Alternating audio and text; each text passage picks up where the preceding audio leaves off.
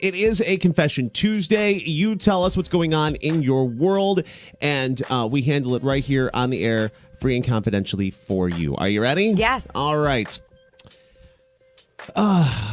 Dear Rebecca, I'm dating a guy who seems perfect. He's handsome, he has a great job, and extremely successful, and he really likes me and shows his feelings all the time. In my experience, that means that there has to be something wrong with him. We've only been dating for a month, but I'm starting to freak out. We haven't slept together yet, so I'm assuming that's where the problem will be. No one's perfect, right? Should I be worried? Oh, this is a great email. Thank you so much. Now, here's the thing. You got to be really careful what you want to be right about. If you want to be right about the fact that there's always a catch, you will find it. You will find a way to create evidence that that catch exists. I've never done that. So we have to be Never. really careful Never, ever. about what we believe about relationships, because that's exactly what we will experience, whether it's happening or not. We just find a way to be right about, oh, this is the way men are. Oh, this is the way women are. This is what happens in relationships. This is what always happens to me. There's a lot of that, too. Absolutely. Absolutely. And it becomes a self-fulfilling prophecy. So, this may sound stupid simple, but it really is this stupid simple. Be willing to change your mind. If you're not willing to change your mind, you're going to keep being right about whatever it is. Money, relationships, family, career. You're going to be right about whatever you believe to be absolutely true. Right. So be really careful, and then be willing to create the type of relationship that you're looking for. What if it's possible to create a relationship that's totally different than anything you've ever seen, anything you've ever experienced before? And I'm a walking testimony to that. No. I mean, I absolutely dated the same guy over and over and over again. He just looked a little different.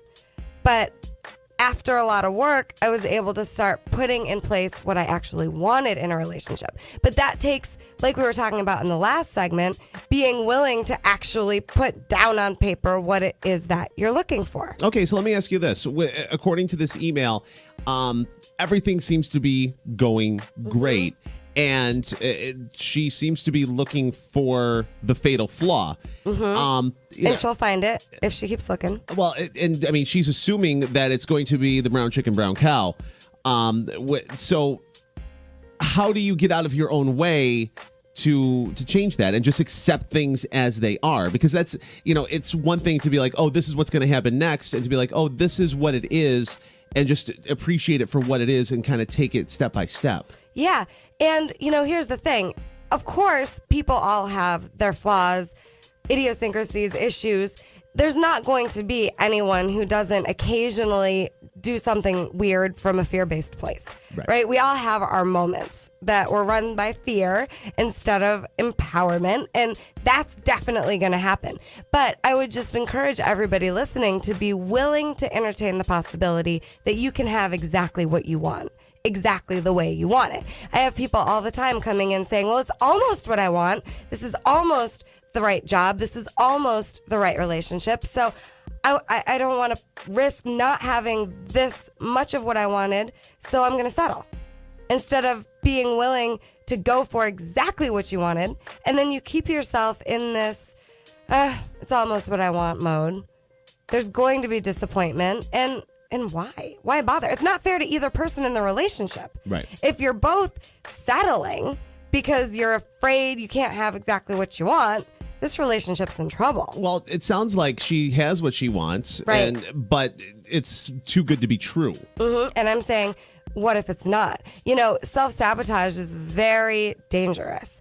And you know what? This guy's showing you who he is right now. You might eventually see some of the skeletons in the closet, because of course they exist, but be willing to just see that he might be the real deal.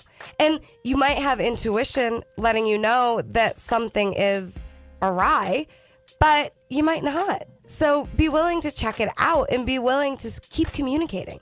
Just keep communicating. The best thing you could probably do for this relationship is tell the truth. You know what? I'm almost afraid this is too good to be true. Are you for real?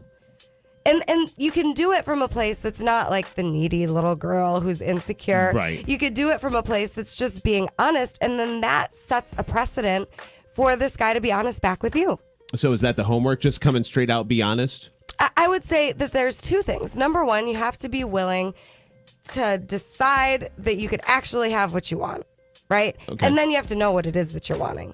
And then, yeah, be honest. Everyone out there, be honest in your relationships about what you're scared of, what's coming up for you, what's in the way, and then be willing to change your mind. And number 3, go ahead and participate in the brown chicken, brown cow, and then move forward. That way you don't have to worry about that. Well, and that's the other thing. Don't be run by assumptions or fear about what might happen. We got to Right. check it out. Yep. You got to find out. Got to test drive the car. You might be pleasantly surprised. Seriously. You might be pleasantly surprised. And if you are test driving the car, be careful not to go into it with that belief that it's going to be terrible, because then you'll be right about that. Yeah. So be willing to go into it with an open mind, see what happens. Well, I've never test driven a car and been like, you know what? This isn't going to be any, then why test Right. drive the car? But how often do people do that in relationships? And then they get what they expected. You got to go into it being like, this is going to be awesome. I don't know about that. This is going to be awesome. Why not? Why not go into your relationships with that attitude? Come on. Oh, I wasn't talking about relationships. I was talking about test driving the car. This is going to be awesome. Hold on. Let me get my seatbelt on. Why not, though? Local life coach Rebecca Silence, inspiredresultscoach.com. If you would like whatever's going on in your world to be discussed here, free and confidentially, go to cnykiss.com. You can also take a listen to past segments as well. Awesome job as always. We'll see you Thanks, next week. everybody. That is a Confession Tuesday here on Kiss FM.